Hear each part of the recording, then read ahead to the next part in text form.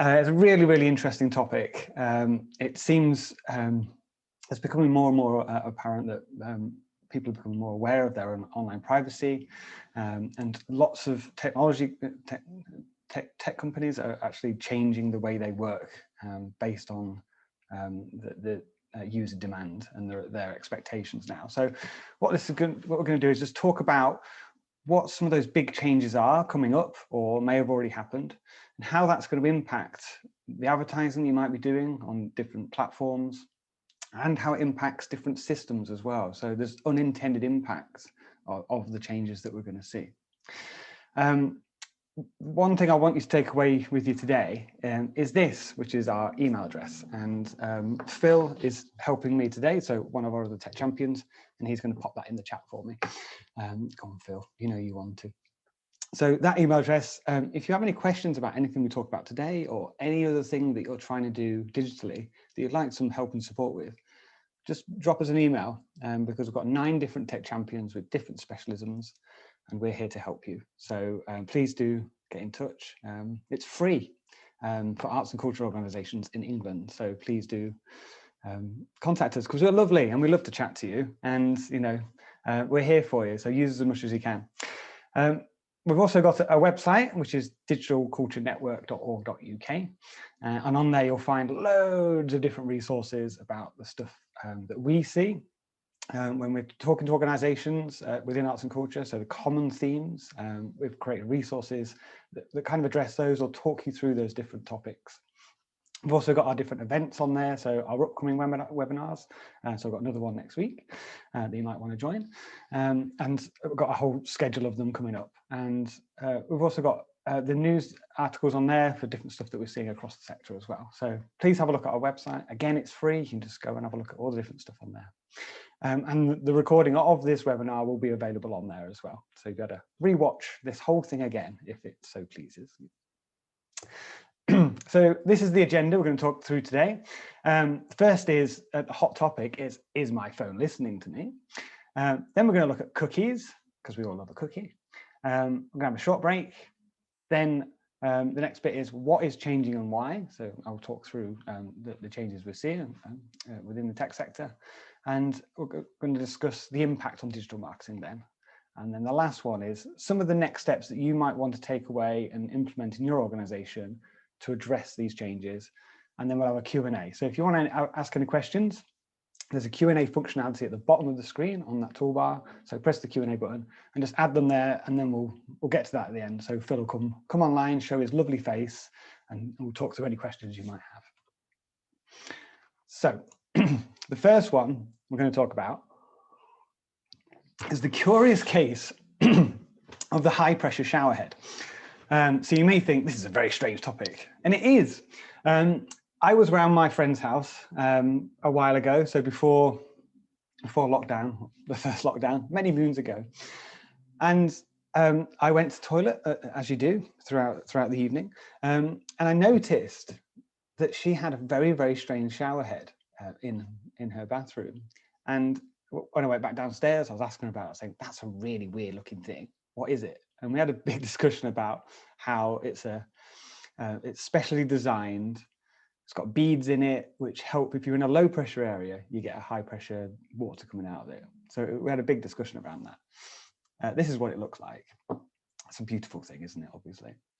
Now, we had that discussion that night. The next day, I was on my phone scrolling through Facebook and different social channels, and an advert for that product came up on my feed. So it looked like that. It was exactly the same thing that we'd just been talking about the night before. So my question for you, so we're going to have a question, I'm going to do a poll now, is was my phone listening to me, to that conversation we had, to then show me the ad? So I'm just going to launch the poll and we're going to see what you think.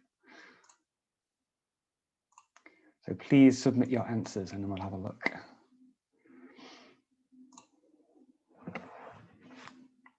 Okay, results coming in. Excellent. Thank you. Oh, neck and neck. This is brilliant. Fantastic. Right. 2 more seconds. Right. Excellent. 95% of you have voted. Brilliant. Thank you very much. Okay, so I'm just going to share the results of that with you if I can. It's going to be funny. All right, end polling. And I'm going to share the results. So you'll see that on your screen now. So it's really interesting. We've seen 47% of you are saying, yes, James's phone is listening to him. It's understanding everything that he's saying, and he's breaking it down to talk about that shower head and then showing them the ad the next day. And then 53% of you are saying, no, that's not the case. They're doing it in other ways. So let's explore that a bit more. That's what we're going to do next. It's like what and how this happened. So I was on Facebook the other day. So in preparation for this webinar, I was looking through my feed and seeing the kind of content that I was being targeted for. So on Facebook, if you ever get an advert on there and you're on the Facebook channel, you'll see in the top right of any advert. So for this example, under the name of the organization that's doing it, or the page or the advertiser, you'll say it's sponsored. So that's just at the top there, left there. So there's like a little world sign, world symbol, and it says sponsored next to it. So that means it's been an advert specifically targeted for you as a user. Now, over on the right-hand side is a 3 dots. So if you click that button, you can then choose an option which says, why am I seeing this ad? So it will show you specifically why. So they're trying to be more transparent about why ads are being shown. So this is one way you can do it. It doesn't give you everything and the real granular detail of it, but it gives some of the general themes about why this advert is being shown to me. So when I look at this for this Uncle Varna cinema, so I think the film is called Uncle Varna, and it's just the put cinema. I don't know why, but they're trying to get me to watch this this film with Toby Jones in it. And I like Tom Jones. He's a good actor, but I don't think I've shown any interest in him before, so I'm being targeted in some way. So what we can see here, when you look at this in the ad, when you click those 3 dots and you select why you're seeing this ad. In this example, you'll see that what the cinema is trying to do is reach people that are aged 18 and over, and they're also trying to reach people where their primary location is in the UK. So that's how they define the audience that they're advertising to. And there's also another line just above those two, which says there may be more factors not listed here. So it doesn't give you the full picture about why we're being advertised to, but those are the core things.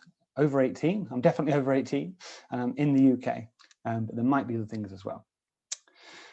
So we're going to look at another advert now. So this one was from the campaign for nuclear disarmament. I've never been on their website or looked at their products, but I'm being targeted. So we can look at that again. So why was I seeing this ad is that they're trying to reach people who may be similar to their customers. So customers that they've already had, I'm potentially similar to them. They're trying to reach people that are aged 18 and over again, and the primary location is in the United Kingdom. When we look at the location data, they get that from various sources. So it's the town that I've specified. I've said I live in Manchester, so this is where I'm being targeted. The IP address of my device, the activity of the use of Facebook, what I might say be looking at a page which is about Manchester, so they can think that I'm based in that area, so they're making assumptions based on my activity. And then the precise location from my device as well. So if I put location sharing on when I'm using Facebook, it's giving me that. So in that other step where it said they're trying to reach people that are like me, we can have a look at what that looks like, and it's called lookalike audiences. And this is something that you can do in Facebook at the moment, and using the demographic details that they collect about you. So lookalike audiences is they know the people that have bought products for them or are interested in their organization and what they do, they have specific interests.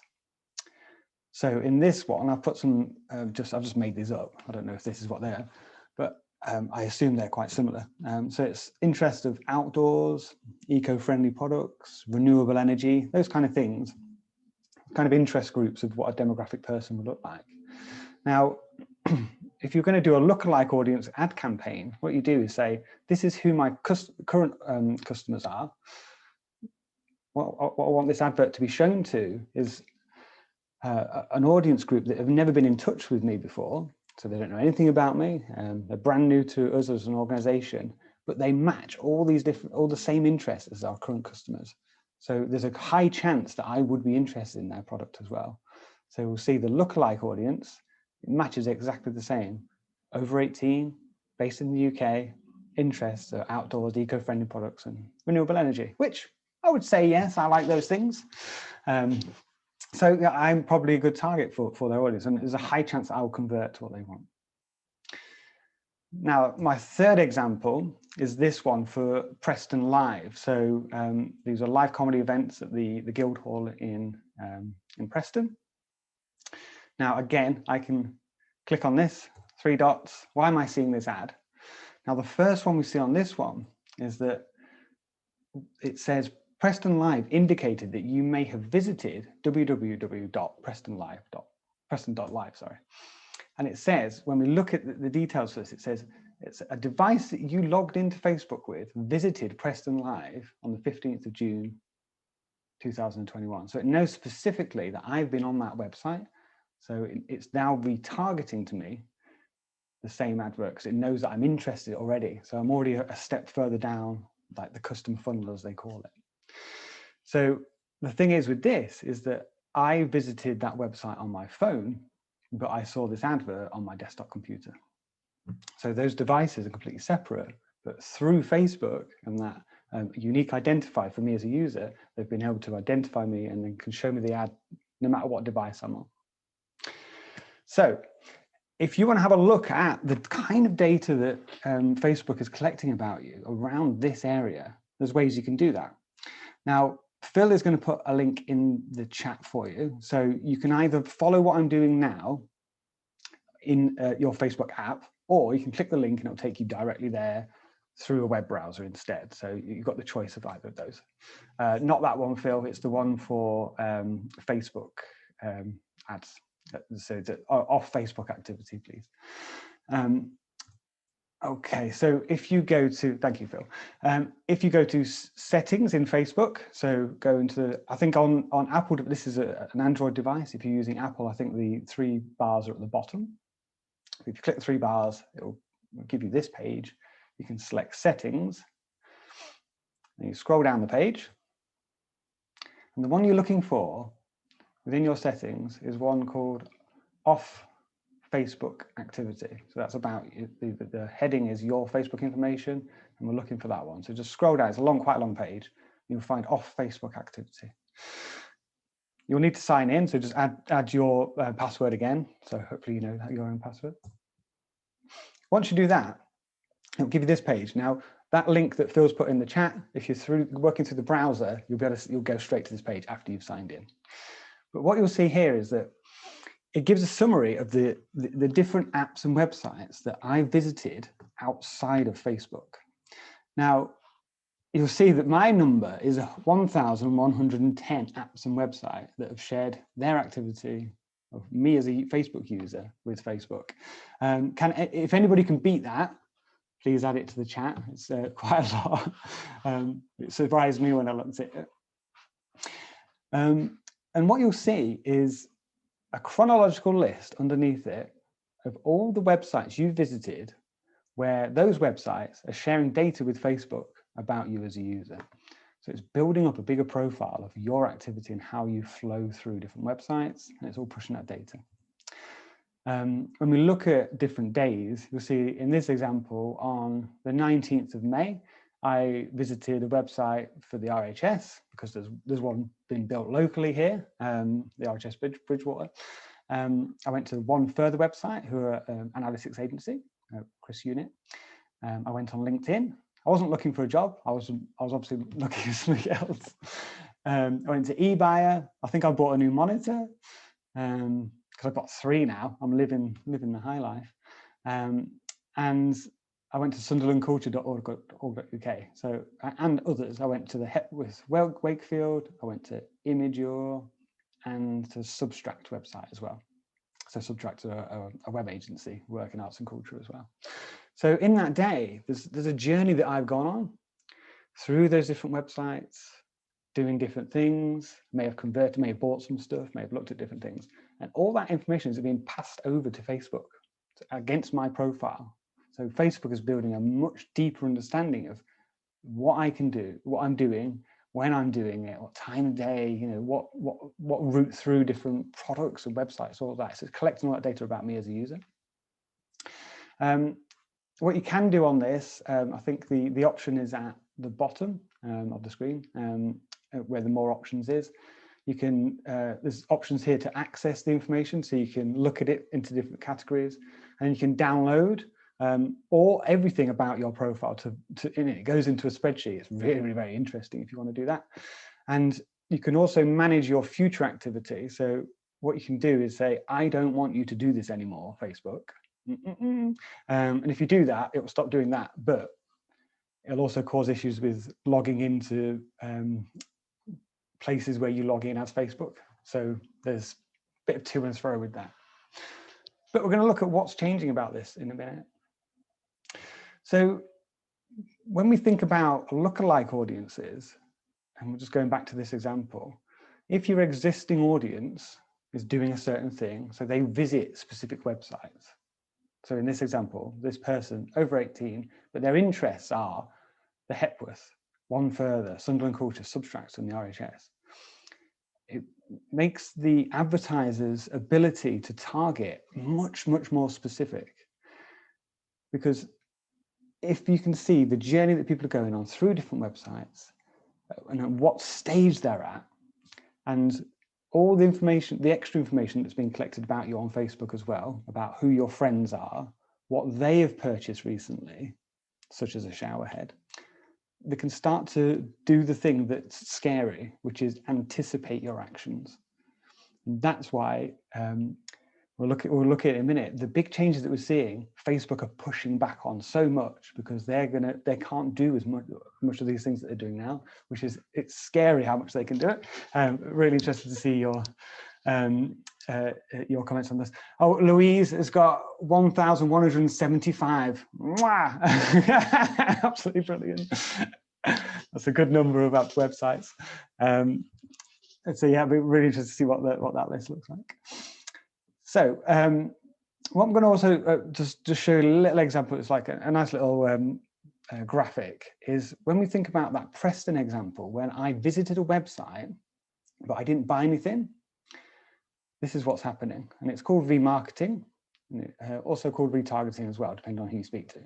But what we're seeing is that in this example, it's a shoe. It's obviously a shoe shop. It's gone. The user visited a website. They've browsed a product such as a shoe. They might have added it to their shopping cart. They've left the website because they didn't buy it. But then on other websites and like on social media channels, they're seeing adverts for this product again. So it's following them around the internet. And then if they return to the website and then buy it, that's beautiful. So that's worked for them because it's pushing those people to do the thing they want them to do. And in that Preston example, what they were trying to do is that they know I'm interested because I've been to the website on a certain date.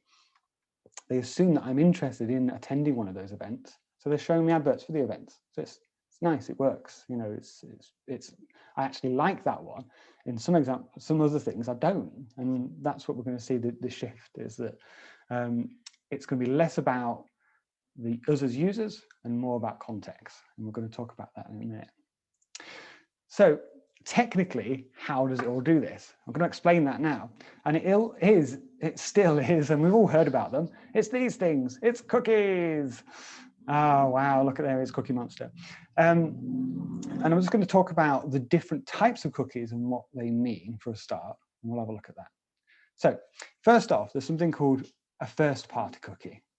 Now, a first-party cookie is usually when your website is sharing the data from you as a user in your browser that you're on. It's sharing information about that back to your website and the servers and saying, we're going to set this little piece of information so it just sits within your browser. You never see this. It's all going on in the background. It's just a little line of information that's saved against you. And it works really well for things like logging into websites. So you've logged in, you've ticked that box, says, remember me. And then next time you come back to the website, you're still logged in. Perfect. Or it could be you've added stuff to a shopping cart and you've gone away from the website and you come back and it's still in the shopping cart. Brilliant. That's all done by cookies. So it's setting it and going, this is a user. We're going to save this piece of information about them. And when they come back, it's brilliant. It really helps that user experience. Now, what the difference between first party is this other thing called third party cookies. Now, this is where your website may be sharing information. Your browser is saving information, and the information is going to a server as well as other websites as well. So multiple websites are sending data to another place. So it's a third party. It's not between you and your user and your website. It's actually sending the information elsewhere. And I'm going to show some examples of what that looks like and how the changes are going to impact that. Because this is where you as a user are getting tracked across the internet. It's because you're passing that data to a third party instead of that one-to-one communication with a specific website on its own. You're actually doing it with multiple websites and it's following you around the internet. So you may think like, why? I'm not said yes to this, but you have a lot of the time. And that's where we saw a lot of like the GDPR requirements and the e-privacy directive from the EU was all about asking explicit consent before this happened, before this tracking happened. And when you go to websites, we've all seen them, we get these things now, which is a huge pop-up. It's like, and it is really invasive. This is not a nice user experience, is it, for any of us? Is it, we'll get something like this. This is Flickr. And if you're on Flickr, have a look at this, because it's brilliant. Well, it's not brilliant, it's scary. Is that when you look at this, you're like, oh, great, cookies, functional cookies, advertising cookies, all these different cookies. Most people are like, I don't even know what all that means. I'm just going to accept it. Off we go. If you click the little bit on here, it says our partners, which is just under purposes there. I don't know if you can see that there. If you click that, you'll see this. And what it is a list of all the advertising cookies. So when we talk about third-party cookies being shared across multiple websites and following around, this is what's happening. You've been to Flickr, so you expect the data you pass to Flickr, fine. But then it's being passed to lots and lots and lots of other websites as well. And you look at this list, we've got huge different things. We've got Amazon advertising, Bid Theatre AB, Consumable Inc., Deep Internet Inc. I have no idea what half of these are, or just a small percentage of them. But your data about you as a user is all being passed over to these when you press that accept button. Just going to show you this example is that I clicked this nice clickbaity article about the Lord of the Rings behind the scenes. It was something about behind the scenes sets, because I love obviously I love a bit of Lord of the Rings. Who doesn't? It's fantastic. It's one of the best film series in the world ever. But I'm just going to show this video. So if you go to theirs, to this website, you're going to see it on others. Click the Our Partners. I'm just going to show you just a quick video here, because this is the list of, when you click that accept on this website, this is the list of partners that your data is being shared with.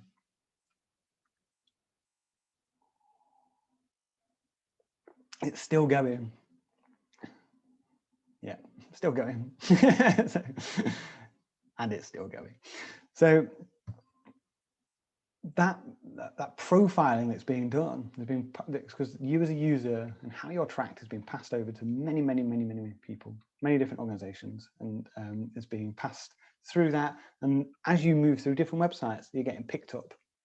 So it's going, oh, he's come to this website as well, and this website, and this website, creating like a whole profile about me as a user. So let's have a look at this. So this next one. So Phil has popped the link in for this already, but there is an extension for Chrome. Now, what Google are going to make some huge changes, and we're going to talk about those after the break. But what they've done is created an extension for their Chrome browser called Ads Transparency Spotlight. And you can add this to your browser and have a look. So when you visit a website, you can click the extension button. And what it'll do, it'll tell you about the adverts that are being served to you and how you're being profiled. So in this example, it will tell me there are 6 ads on the page. There are 2 different ad platforms, one ad tech company, and it's saying what data is being used about me to then present those ads to me. So for a start, it's saying that one of the ads is about my demographic, so what my age is, maybe my gender. We've also got the campaign that's being run. So it might be specific to that page or the activity that's happening. There's also my interest about the topics that I may have, other websites I've visited and interesting. There's the context about what it could be, what content is on the page, but it could be time of day or location, things like that, about what I'm looking at. And the structure of the data, the structure of the content. We've also got about the location. So it could be generally around a certain geographical region, or it could be specific, using that stuff we're looking at with Facebook about your IP address on you're sharing your device location, that kind of stuff. And then other information, it says it's all just a catch-all for all other reasons. But it's really interesting if you start to look at that when you're going through websites. If you're not using like an ad blocker and you're seeing a lot of ads, you're going to see it's really interesting. So I recommend having a play with that. And next, just before the break, is this one. So we're going to have a 3-minute break after this one. But if you don't mind popping the link into the chat for this one, Phil, is that if you've got a Google profile, so a Google account that might be attached to a Gmail account, or the thing you use to log into Google Analytics or YouTube, whatever. If you're logged into that, it's tracking information about you. And again, press play on this video, and we're going to look at what it knows about me. Let's go scroll down. 35 to 44-year-old, yeah, I'm in that bracket. And all of these things, beaches and islands, yeah. Cats, no. Cricket, no. Fishing, I suppose so. Jazz, yes. What else we got? Pets, yeah, I love it. Oh yeah, I mean, it's a debate in this household. I'd love a dog, I'm not allowed one. But again, you can see all this wealth of data that's been collected about me, and that's what Google is collecting based on my activity, because I'm a logged in user with Google. So Google's collecting it in isolation because I'm a logged in user. It's now building up a profile, and it can keep that data nicely together. And we're going to look at walled gardens and what that means in a bit. And Facebook do the same. So collecting data against a user because you have an account with them. Amazon are doing it, and loads of other websites and big properties that you're creating accounts with, they're collecting a huge chunk of data. And yeah, we're going to look at Google in a bit. So just before our, so I'm just going to jump past that one, before our little break, so just step back a minute. I recommend this book if this stuff is scaring you and you're interested about how you can kind of cut back on the amount of data that's been collected about you specifically. This book by Carissa Veliz. This is all about privacy is power, and there's loads of, it's really quite interesting and a bit scary. So I recommend reading that. Right, we're gonna have a 3-minute break. I'm gonna stop talking for that period and turn the camera off. So please just have a relax, and then we'll have a look at what changes are going to happen with the big tech companies, and then what you can do for your organization to prepare for those changes as well.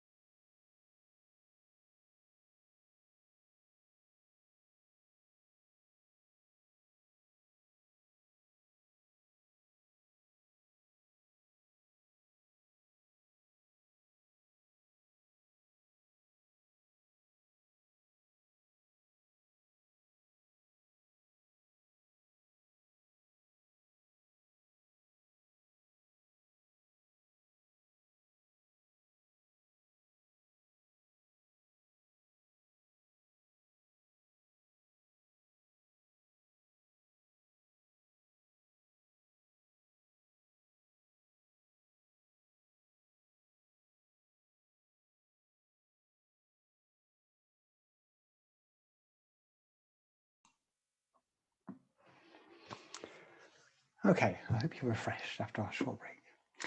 So here we go. So we've explored, is my phone listening to me? Interesting, isn't it? Still yes and no, yeah?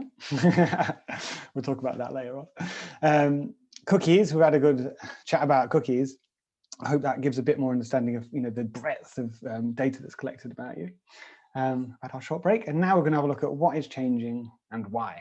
So one of the huge changes we've seen is from Apple. So Apple have a huge market share when it comes to mobile devices and their computers they're running and the different browser and all their different operating systems.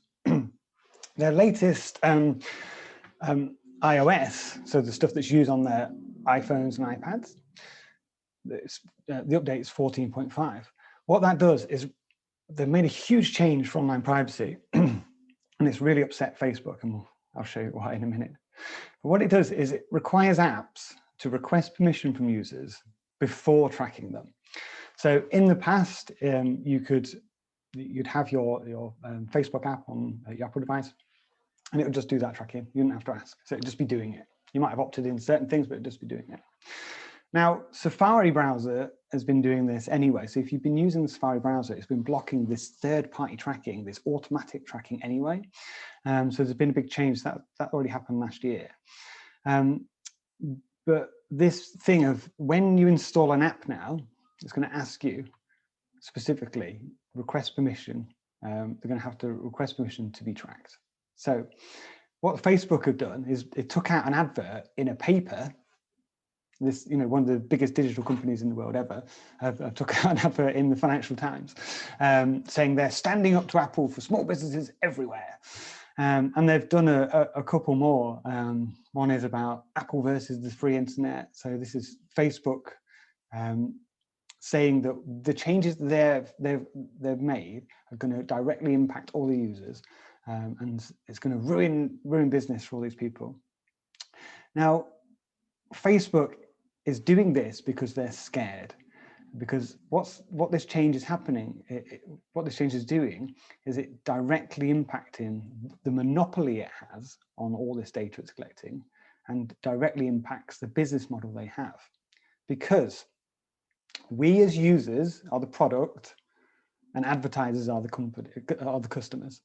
So we are the product, advertisers are the customers, and we forget that because we use Facebook because it's free. We get access. We can communicate with our friends and share videos, all this content, all this fantastic stuff. But there's a cost to that element of it being free, is that the advertisers are the customers, and we as users, our free user accounts, we're the product because we're giving them over so much data. And this change by Apple is impacting them so much that they're doing stuff like this. They're really resisting it because they know when you see that pop up, the majority of people are going to say no. There he is, Mr. Zuckerberg. So this is the pop-up you'll see. So Apple responded and they said, Tim Cook, who's the CEO, said, we believe users should have the choice over the data that's collected about them and how it's used. Facebook can continue to track users across apps and websites as before. App tracking transparency in iOS 14 will just require that they ask for permission first. And that's fair enough, isn't it? You should be asked. That's what the cookie policies, those pop-ups, that's what it should be all about, is asking for permission first before being tracked. In the past, tracking has just happened. And it happens, it's collecting data about you. And for us as users, we want to have more control. And that's the shift we're seeing. There's more awareness of privacy, and there's a user expectation about how our data is shared. We're becoming more aware of all of those things.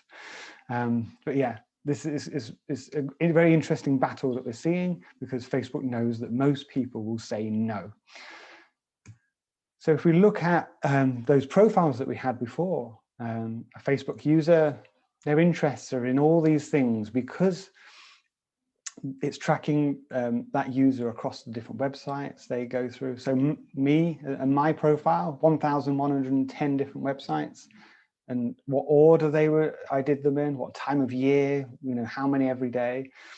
they can anticipate actions because of the journey I'm going on. Now, this change for the iOS is going to cut that out. So then the Facebook user becomes more, it's harder to advertise to because they don't know those really in-depth interests that I might have and the journey that I'm going on. So that's what they're scared about, and that's what we're seeing. I'm just going to show you some of the unintended impact of what we're seeing though. So third-party cookies are not necessarily bad. So they are used by advertisers to track you as a user and pass the data across all different platforms. But in some instances, it's used for function. So an example of that is a change that Spectrix have had to make. They're a ticketing provider. They've had to make this change recently. And Phil, who came from Spectrix, was actually involved in this as well. So I'm sure we'd love to talk more in detail about it if you want. But as an example, the Theatre by the Lake, they use Spectrix. Now, what would happen in the past is that the domain, so the web address that the users are on, would be theatrebythelake.com. As they move through the purchase pathway, they'll go to like the event page. And when they press book now, the way Spectrix works is that within the page is an embedded iframe, it's called. So it's like a window into another website.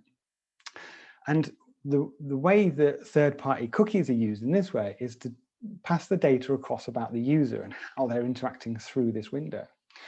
Now, in the past, it had to be third-party cookies because it went from the Theatre by the Lake website, theatrebythelake.com, through to spectrix.com. So they're two different websites, and a third-party cookie allows those two things to be linked up and to pass that data across. Wonderful. Now, this change, because third-party cookies are now outlawed, has meant that Spectrix have had to change the way their system works and come up with a solution which Phil's very proud of, which is it's creating a subdomain of the website. So you might see this on loads of other platforms that you can have like a custom domain. So if you were to have a shop on your website, like Shopify, it would be shop.yourwebsite.com. And that's to get around the same issues that we're seeing here. So now what Theatre by the Lake have is tickets.theatrebythelake.com. And that removes that need to have those third-party cookies because it's still the same domain. So when someone's on an iOS device, they can move through this and it's going to track it all against the same thing. It's really nice. So well done, Phil. You should be proud of yourself there. One of the other changes we're seeing is with Google. And Google collects a humongous amount of data against each of us, especially if you have an Android device and a Google account. But what they've done is committed for their Chrome browser is that they're going to stop using third-party cookies in the Chrome browser before 2022. So, that gives them, 5 months. So within 5 months from now, they're going to stop using cookies in Chrome browser, third-party cookies, sorry.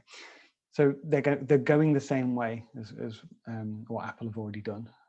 And that's going to impact a lot of things. So as we've seen there, unintended consequences for some platforms that you might have, and the whole tracking and advertising element, which is such a huge thing. Most advertising agencies use third-party cookies and that kind of tracking across. So it's going to see a huge shift in that. What they're also doing is creating a privacy sandbox. So I'll show you what this looks like in the slides after this. But the idea is that they're creating a way that you as a user can control the data you share with organizations on a user basis. So you can say, I want to share this, I want to share this with these organizations. So it's creating it in a way that allows Google to still continue the business model they have, and I'll show you what that looks like. And it's all in development. They're quickly working on this because there's essentially a deadline for a lot of it, and they need to move really quickly to get this run. So it's all in development at the moment. It's all over the place, but they've got an intent of what they're trying to do. So it'd be interesting to see how that develops.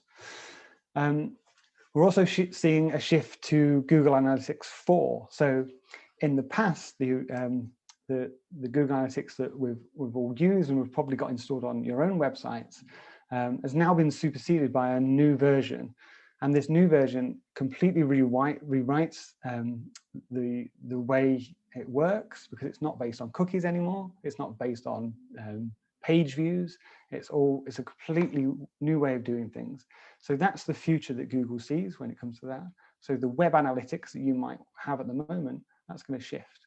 And if you don't already have Google Analytics 4 installed, you can run that parallel to your own analytics that you already have. And I'm going to be creating quite a few resources on this, and I can help you with that kind of process as well. So get in touch if that's something you want to do. So to talk about the Privacy Sandbox, so this is what, if you go to their website, I don't think Phil's going to stick it in the chat, you can find out a bit more about what they're intending to do. Now, this isn't a finished thing, it's just an idea and they're working through it all. But what they're trying to do is, this is the goals of it, is prevent tracking as you browse the web, which we've talked about, that's changing. Enable publishers to build sustainable sites that respect your privacy. So websites that rely on advertising revenue, such as like newspaper websites and other publishers, this change is really going to impact the amount of revenue they can generate. So the Privacy Sandbox is trying to still allow them to do that in a way that works for both parties. And the third pillar that they've got here is about preserving the vitality of the open web. So instead of these walled gardens, we're talking about open web. It's very interesting. They've got a list here of their proposals. And I'm just going to draw your attention to the last two, which is all about Google's business model. So the first two about restricting tracking as you move across the web, fine. Fighting spam and fraud on the internet, on the web, yeah. And these ones, show relevant content and ads, yes, of course, and measure digital ads. So those things are what Google are really focused on, really. The other two, yeah, but these are the two ones that they really want to focus on. What we're going to look at next is the impact on digital marketing.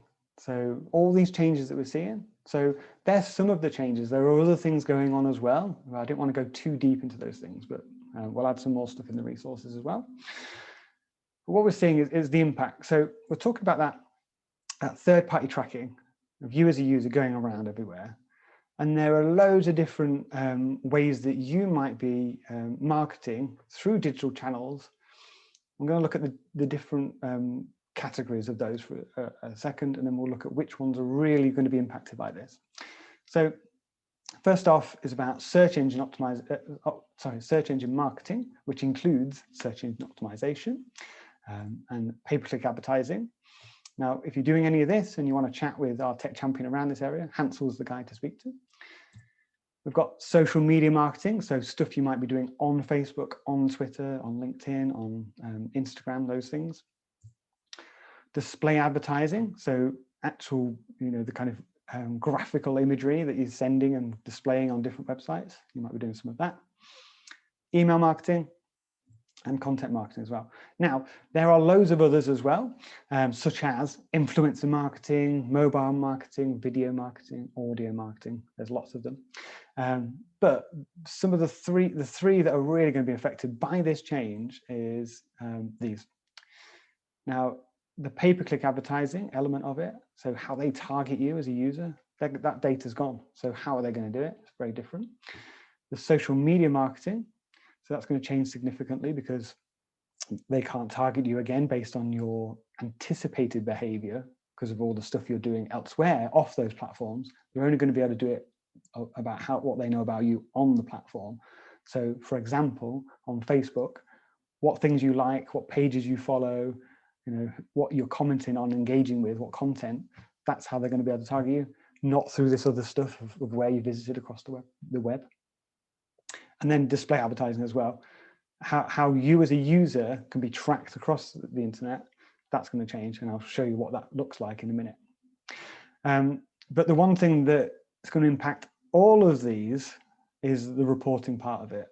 It's going to be really, really difficult. And I'm sure we're going to see some solutions come up over time about what this looks like. But it's going to be very hard to report on how successful any campaign is across multiple channels, because you're not going to get that thing that tracks people across different areas, and building up that user profile.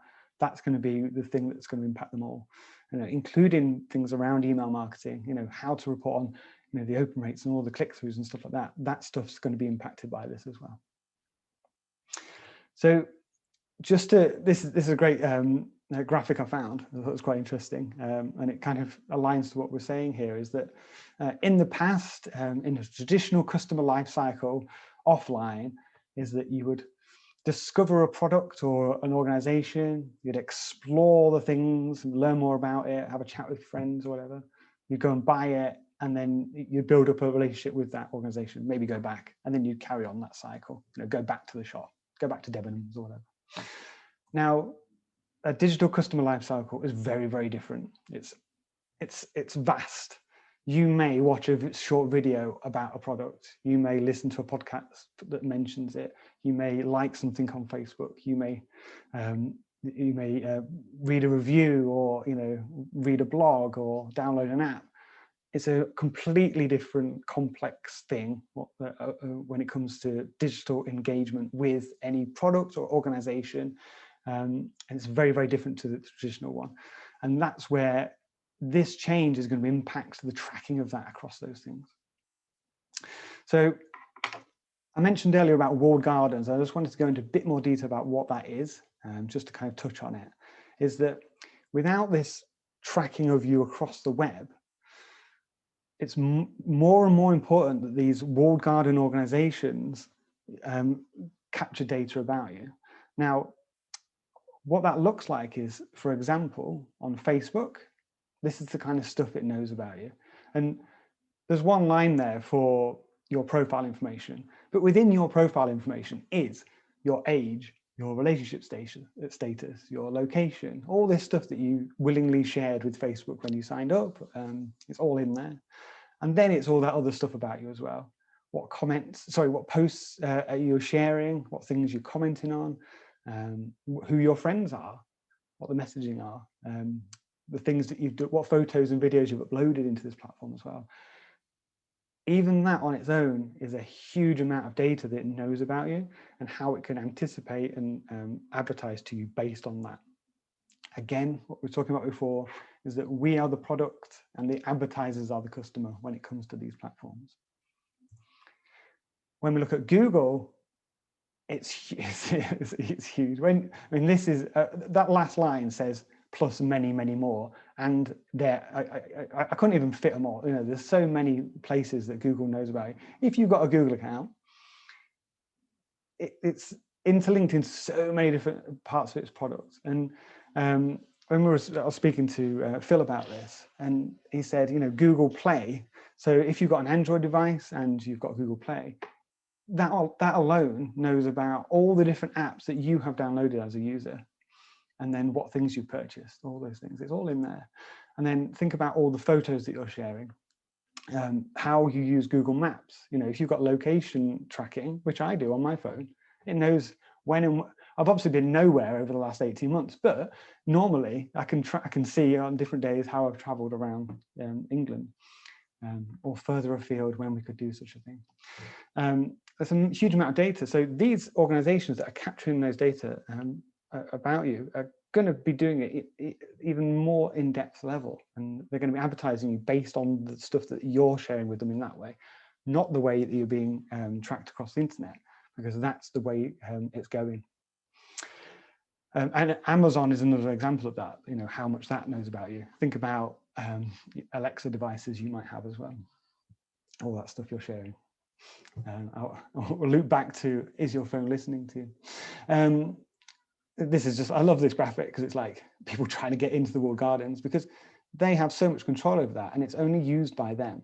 So think about Facebook Marketplace. They have free access to all of us as users to push the products that are on there and create an ecosystem around it.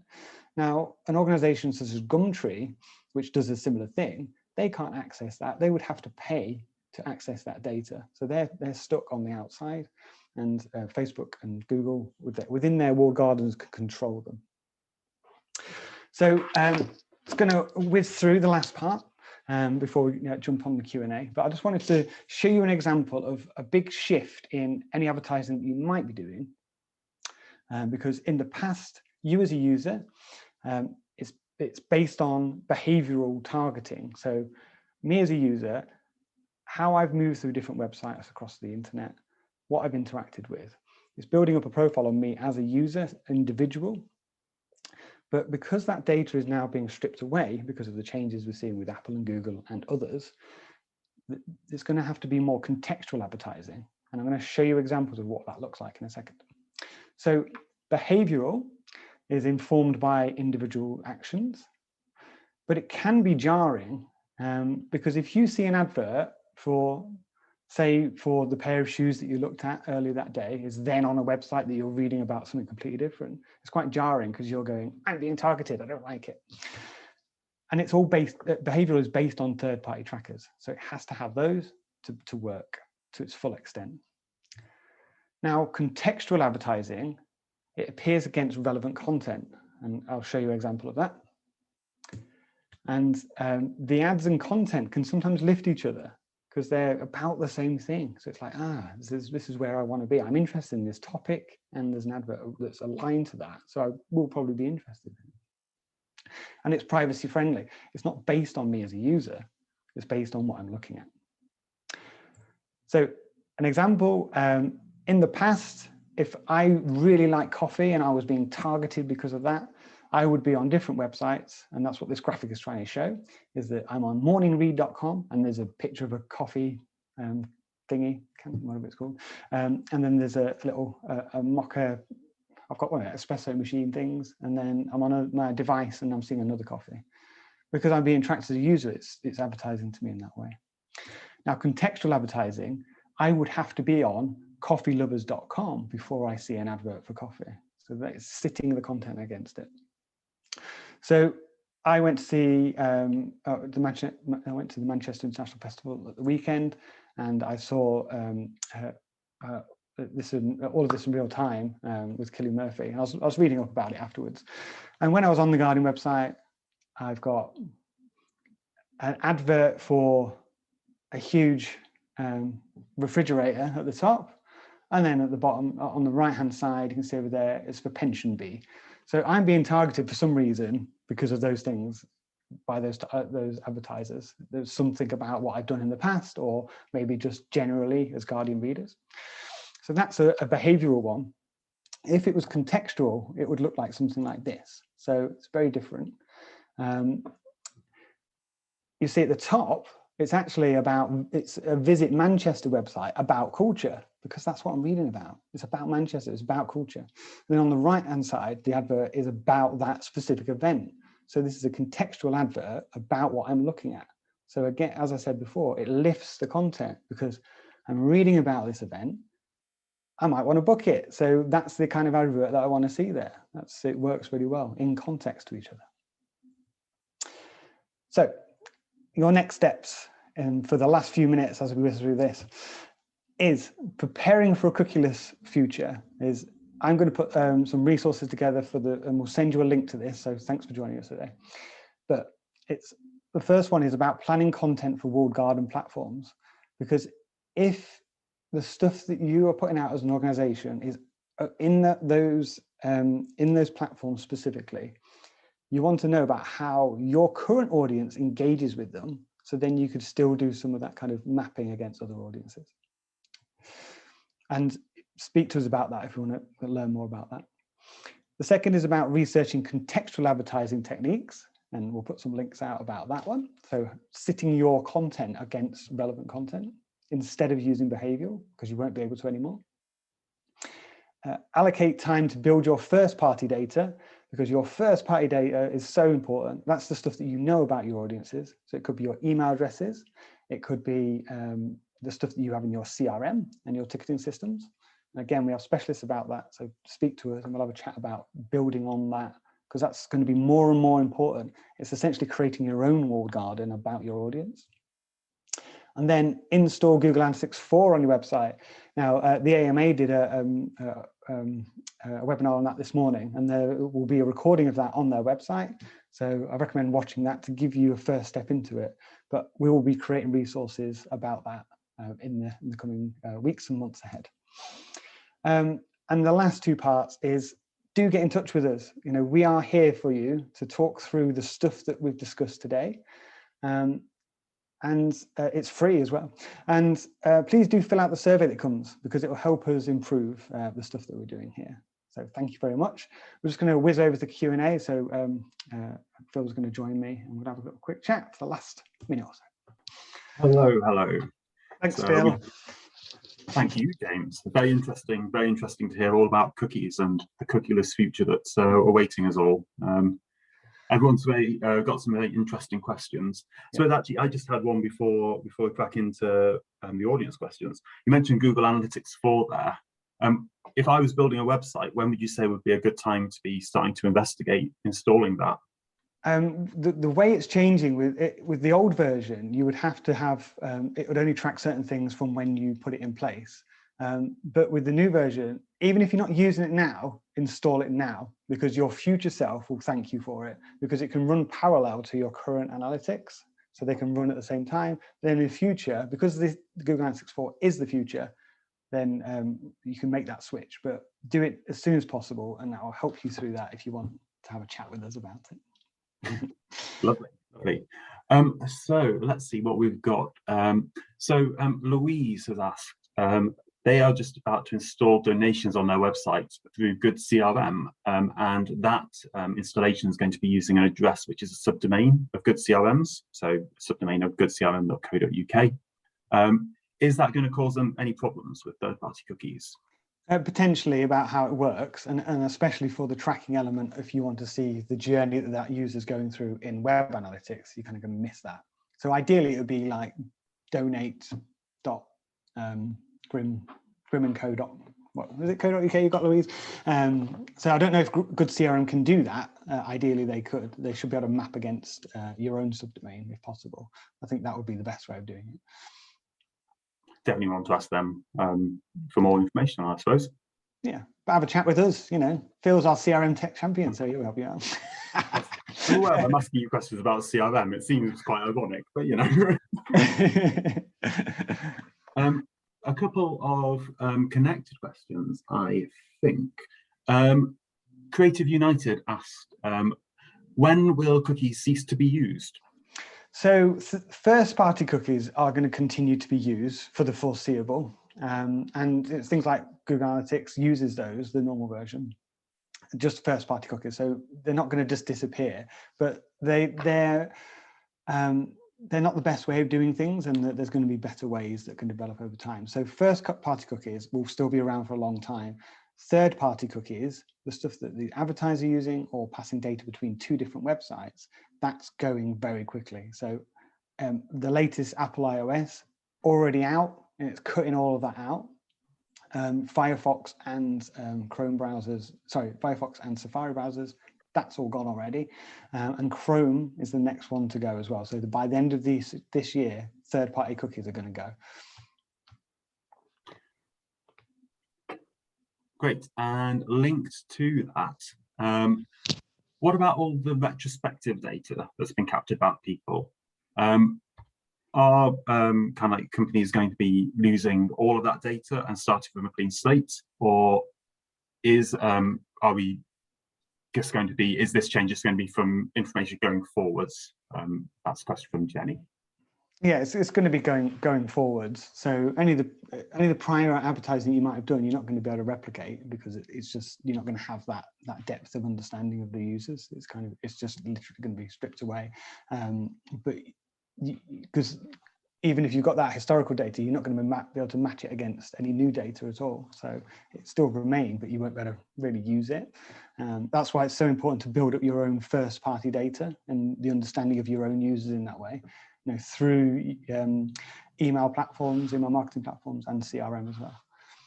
So I suppose that probably means there's going to be a bit of a buffer period when you actually still have an eye on your customers, because kind of like for those first few weeks, that data is still going to be mildly relevant, but it's going to fade over time. That's right. Yeah, it's slowly going.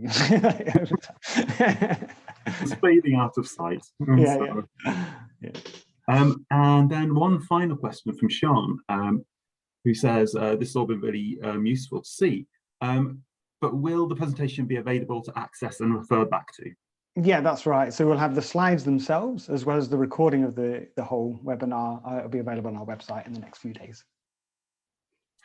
Lovely. Well, that is all the questions and answers we have got. Brilliant. All right. Well, thanks for joining, everybody. Honestly, if you have any questions about this stuff, because it is quite complex, do have a chat with us. That's what we're here for. Indeed, indeed. Brilliant. But yeah, have a look at our upcoming webinars. We've got a few coming up for the rest of this year. And as always, we have our lovely email address. Please use that. Please do get in touch. We've got 9 specialists. Go on our website, got all our lovely things on there, and our YouTube channel. Brilliant. There we go. Fantastic. Thanks very much, everybody. Thank you very much. Bye-bye.